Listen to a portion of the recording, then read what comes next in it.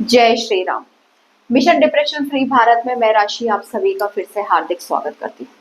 दोस्तों, आज हम समझेंगे कि how to deal with depression. हमें डिप्रेशन से एक्चुअली डील कैसे करनी है। डील करने से पहले हमें डिप्रेशन को समझना होगा कि आखिर डिप्रेशन होता क्यों है। देखिए, डिप्रेशन होने के पीछे ना कारण साइकोलॉजिकल रीजन होता है। दो रीजन से डिप्रेशन होता है, एक होता है साइकोलॉजिकल और एक होता है फिजिकल। तो हमें ये समझना पड़ेगा कि हमें जो डिप्रेशन हुआ है वो उसके पीछे जो रीजन है वो साइकोलॉजिकल है या वो कोई फिजिकल रीजन है। क्योंकि देखिए, अगर रीजन साइकोलॉजिकल है तो साइकोलॉजिकल रीजन तो ये हो सकता है। साइकोलॉजिकल रीजन तो बहुत सारे हो सकते हैं, हर पर्सन टू पर्सन डिपेंड करता है कि किसके जीवन में क्या क्या ऐसा घटा जिसकी वजह से वो नेगेटिव हो गया, नेगेटिव सोच रहा है, या उसे कोई होपलेस हो गया है, वर्थलेस फील कर रहा है, या कुछ भी। तो साइकोलॉजिकल रीजन तो बहुत सारे हो सकते हैं, है ना। किसी का ब्रेकअप हो गया है, किसी का बिजनेस खत्म हो गया है, किसी की जॉब चली गई है, या किसी के साथ कोई एक्सीडेंट हो गया है, कोई भावनात्मक ऐसी घटना घट गई है जिससे वो पूरी तरह से टूट गया है। तो ये तो सारे साइकोलॉजिकल रीजन होते हैं। किसी की डेथ हो गई है उसकी फैमिली में, या उसके साथ ही कुछ ऐसा हो गया है, कोई चला गया है, डाइवोर्स हो गया है, या कोई भी ऐसा रीजन, है ना। तो ये सारे रीजन तो होते हैं साइकोलॉजिकल। और एक होता है फिजिकल रीजन। क्योंकि आप ये मत सोचिएगा कि अगर कई बार ऐसा होता है कि कुछ लोगों के लाइफ में सब कुछ ठीक चल रहा होता है, ईच एंड एवरीथिंग फाइन, कोई फाइनेंशियल प्रॉब्लम भी नहीं होती है, कोई रिलेशनशिप प्रॉब्लम भी नहीं होती है, या कोई और प्रॉब्लम भी नहीं होती है, लेकिन उसके बावजूद भी वो दे आर फीलिंग बैड, है ना। वो अंदर ही बस सैडनेस फील करते रहते हैं, अच्छा फील नहीं कर रहे होते हैं, उन्हें कुछ अच्छा नहीं लग रहा होता है, जबकि उनकी लाइफ में कोई ऐसी मेजर प्रॉब्लम नहीं होती है, ना ही उनके साथ कोई ऐसी घटना घटी होती है। तो उसके क्या आपको लगता है कि फिर उसके पीछे भी उन्हें भी डिप्रेशन हो सकता है? हाँ, हो सकता है। क्योंकि डिप्रेशन होने का साइकोलॉजिकल रीजन भी है और फिजिकल रीजन भी है। अब हम समझेंगे कि क्या फिजिकल रीजन कैसे हो सकता है। देखिए, फिजिकल रीजन इस तरीके से हो सकता है। सबसे पहले हम फिजिकल को समझते हैं। फिजिकल रीजन क्या है, आप पहले देखो कि फिजिकल रीजन क्या है। फिजिकल रीजन ये है कि आपकी बॉडी के अंदर और आपके ब्रेन के अंदर कुछ ऐसे हार्मोन्स हैं, कुछ ऐसा जो केमिकल, आपके जो हार्मोन्स हैं वो डिस्टर्ब हो गए हैं। कुछ हार्मोन्स हैं जो आपके ब्रेन में रिलीज होने चाहिए थे, है ना, वो नहीं हो रहे। अब वो रिलीज नहीं हो रहे और उनकी जगह जो दूसरे हार्मोन्स हैं जो आपके स्ट्रेस को बढ़ाते हैं, जो आपकी सैडनेस को बढ़ाते हैं, जो आपको बिल्कुल एक बैड मूड में लेके जाते हैं, वो हार्मोन्स आपके अंदर रिलीज हो रहे हैं। तो कहने का मतलब, जैसे जो अच्छे हार्मोन्स है वो रिलीज ना होकर आपकी बॉडी और आपके ब्रेन से क्या रिलीज हो रहे हैं, बैड हार्मोन्स रिलीज हो रहे हैं, केमिकल, यानी केमिकल डिस्टरबेंस हो गया है आपके अंदर, है ना। केमिकल डिस्टर्ब हो गया है, हार्मोन्स गड़बड़ा गए हैं आपके। तो वो हार्मोन्स जब केमिकल डिस्टरबेंस अंदर हो जाता है तब भी आप डिप्रेशन में जा सकते हो, भले आपकी लाइफ में साइकोलॉजिकली कुछ भी ना हुआ हो, तो तब भी आप बुरा फील कर सकते हो, तब भी आप बैड फील कर सकते हो। तो उसका क्या है, उसका तो ये है, जैसे मान लो आप किसी डॉक्टर के पास जाओगे कि मुझे डिप्रेशन है, तो डॉक्टर क्या करेगा, डॉक्टर अपना कार्ड निकालेगा और वो आपके साइकोलॉजिकल रीजन को ज्यादा नहीं देखेगा। समझ, बहुत कम डॉक्टर होते हैं जो आपके साइकोलॉजिकल रीजन तक जाते हैं। सबसे पहले वो देखेगा कि आपके साथ अभी आप जो भी आपके साइकोलॉजिकल रीजन है, और उस साइकोलॉजिकल रीजन की वजह से जो आपकी बॉडी में, जो आपके ब्रेन में जो केमिकल डिसबैलेंस हो गए हैं, या जो हार्मोन्स रिलीज नहीं होने चाहिए थे वो हो रहे हैं, और जिनको होना चाहिए था वो नहीं हो रहे हैं। तो वो डॉक्टर क्या करेगा, सबसे पहले अपना पर्चा निकालेगा और आपको इस तरह की एंटी डिप्रेशन दवाइयां दे देगा, यानी मेडिसिन आपको दे देगा। वो मेडिसिन क्या करेंगी, वो मेडिसिन ये करेंगी कि जो हार्मोन्स रिलीज होने चाहिए थे, हाँ, उनको वो मेडिसिन क्या करेंगी, आर्टिफिशियल, नॉट नेचुरल, आर्टिफिशियल उस हार्मोन्स को रिलीज करेगी अंदर जाके, जिससे आप थोड़ी देर के लिए आपका ब्रेन क्या हो जाएगा, रिलैक्स हो जाएगा। आप खुद भी रिलैक्स हो जाओगे, आपको नींद आएगी, नींद आएगी तो आप सो जाओगे। और जो हार्मोन्स रिलीज नहीं होने चाहिए थे जो हो रहे हैं उनको वो ब्लॉक कर देती है। वो मेडिसिन का बस यही काम होता है। मेडिसिन, डॉक्टर जो आपको मेडिसिन देते हैं वो ये काम करती है कि आपके उन हार्मोन्स को जो रिलीज नहीं होने चाहिए थे उनको ब्लॉक कर देती है, और जो रिलीज होने चाहिए थे उनको रिलीज कर देती है। और दूसरा, मेडिसिन का जो करती है वो क्या करती है, मेडिसिन आपको सुला देती है। आप मेडिसिन खाते हो और सो जाते हो। अब डॉक्टर आपको सुला क्यों रहा है एक्चुअली, आप ये देखो, मेडिसिन आपको थोड़ी देर के लिए रिलीफ दे सकती है, लेकिन ये कोई परमानेंट सॉल्यूशन नहीं है। मेडिसिन परमानेंट सॉल्यूशन नहीं है, क्योंकि आप कब तक मेडिसिन लेते रहोगे और आर्टिफिशियल हार्मोन्स जो को रिलीज करवाते रहोगे अपने ब्रेन में। एक ना एक दिन तो आपको अपनी नॉर्मल लाइफ में आना पड़ेगा। आपको अपने ब्रेन को, अपने माइंड को, अपनी बॉडी को एक नॉर्मल स्टेट में लेके आना पड़ेगा। और अगर आप मेडिसिन क्या कर रही हैं, मेडिसिन तो अभी आपको आर्टिफिशियल दे रही है, जो भी रिलीफ दे रही है, और वो रिलीफ भी तब तक की है जब तक आप मेडिसिन खाते रहोगे। जब तक आप मेडिसिन खाते रहोगे तब तक आप थोड़ा सा फील करते रहोगे, लेकिन ध्यान रखना आप मेडिसिन कब तक खाओगे, कब तक खाओगे। और मान लो आपने मेडिसिन खा ली, तो मेडिसिन का दूसरा साइड इफेक्ट पता है क्या होता है? मेडिसिन का दूसरा साइड इफेक्ट ये होता है कि वो आपको सुला देती है ना। अब आप सो रहे हो, आप पड़े हुए हो बिस्तर पे, या आप घर में ही पड़े हुए हो, सोए जा रहे हो, तो आप मुझे ये बताओ आपकी लाइफ रह क्या गई फिर? आप कैसे ग्रो करोगे अपनी लाइफ में? आगे ग्रो कैसे करोगे? मैं दवाइयां खा रही हूँ और सो रही हूँ और पड़ी हूँ घर में, ना कुछ कर रही हूँ ना धर रही हूँ, कुछ नहीं मेरी लाइफ में, तो आप बताओ मैं कैसे ठीक हो जाऊंगी? मेडिसिन टेम्परेरी सॉल्यूशन है।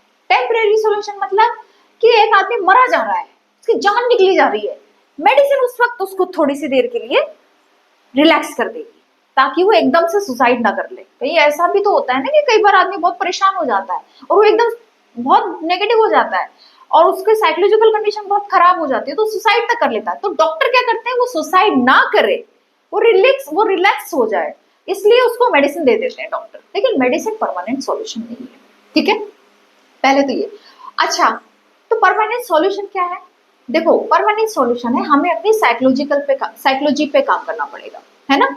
अब मैंने जैसा कि कहा कि साइकोलॉजिकल रीजन तो बहुत सारे हो सकते हैं और हर व्यक्ति के लिए पर्सन टू पर्सन डिपेंड करता है। हर व्यक्ति के लिए साइकोलॉजिकल रीजन बिल्कुल अलग हो सकता है। मान लो मैं डिप्रेशन में हूँ, तो हो सकता है मैं मेरी डिप्रेशन का वजह, जैसे मैं जब डिप्रेशन में गई थी तो मेरे डिप्रेशन का रीजन क्या था कि मैंने कोरोना में अपने पूरे परिवार के 5 लोगों को एक साथ खो दिया, 1 महीने के अंदर अंदर डेथ हो गई उनकी।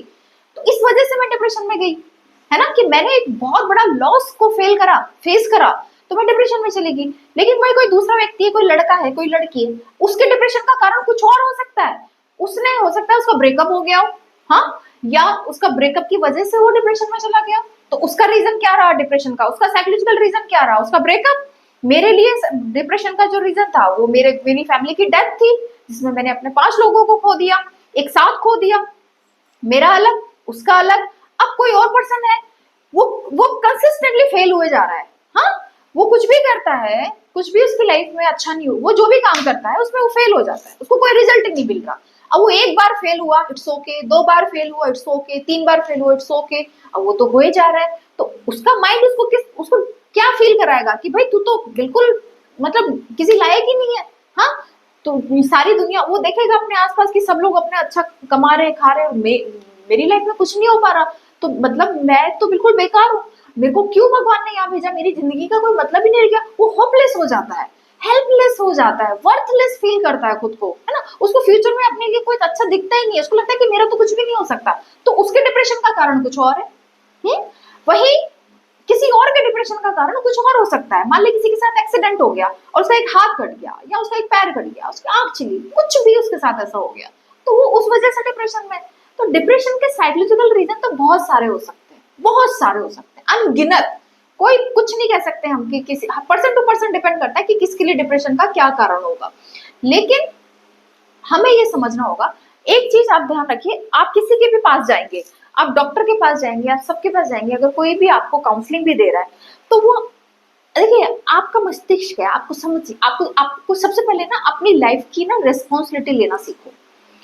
भाई हमारी जिंदगी है ना, हमारी जिंदगी है, हमें खुद को ठीक करना है, तो हमें रिस्पॉन्सिबिलिटी लेनी पड़ेगी। कैसे लेंगे?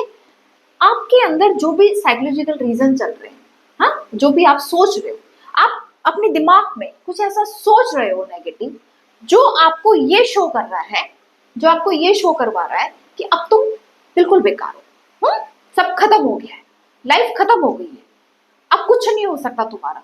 तो इस सोच को कौन बदलेगा? कोई डॉक्टर या कोई और? कोई नहीं बदल सकता सिवाय आपके। आपको अपने अंदर ये अवेयरनेस ये सेल्फ अवेयरनेस लेके आनी होगी कि भाई मेरे साथ जो भी घटना था वो घट चुका, अब मैं कब तक अपने आप को इस घटना से कनेक्टेड रखूंगा, कब तक मैं इस घटना को लेकर रोता रहूंगा, कब तक बिस्तर पे पड़ा रहूंगा, कब तक मैं अपनी लाइफ को ऐसे जीता रहूंगा, मुझे खड़ा होना होगा। आपको अपनी विल पावर को यूज करना होगा। सोल की जो एक गुण है वो है विल पावर। आपको विल पावर को यूज करके अपने आप को अवेयरनेस की स्टेट में लाना होगा। आपको माइंडफुल होना पड़ेगा और माइंडफुल होके ये सोचना पड़ेगा कि भाई ये जो साइकोलॉजिकल रीजन है, जो मैं सोच रहा हूँ गलत, जो मैं सोच रहा हूँ उसे आपको थोड़ा सही करना पड़ेगा और कॉन्शियसली करना पड़ेगा, एफर्ट्स डाल के करना पड़ेगा। या ये कोई और नहीं करेगा आपके लिए। और ध्यान रखना, कई लोग मेरे पास कहते हैं मैम मैं 15 साल से दवाइयां खा रहा हूँ, आते हैं ऐसे कमेंट्स, मैं 15 साल से दवाई खा रहा हूँ डिप्रेशन की, पर मैं ठीक नहीं हो रहा, मैं 20 साल से खा रहा हूँ। पता क्यों नहीं हो रहे? क्योंकि आप तो दवाइयों पे ही डिपेंड है। आपको क्या लग रहा है कि सिर्फ दवाइयां आपकी डिप्रेशन को ठीक कर देंगी? आपको ऐसा लग रहा है, आप ऐसा मान के बैठे हो कि आप डॉक्टर के पास जाओगे, डॉक्टर आपको दवाइयां देगा और आप ठीक हो जाओगे? नहीं, आप ठीक नहीं होगे। आप तब तक ठीक नहीं होगे जब तक आप अपने साइकोलॉजिकल लेवल पे काम नहीं करोगे, आप अपने सोचने के तरीके को नहीं बदलोगे। क्योंकि वो जो केमिकल अंदर डिस्टरबेंस हो रही है आपकी बॉडी में, वो हार्मोन्स जो रिलीज नहीं होने चाहिए वो हो रहे हैं। वो क्यों हो रहे हैं? क्योंकि आप नेगेटिव सोच रहे हो, आप उस चीज से हट नहीं रहे हो। तो जब तक आपकी साइकोलॉजिकल कंडीशन चेंज नहीं होगी तब तक आपकी फिजिकल भी नहीं होगी।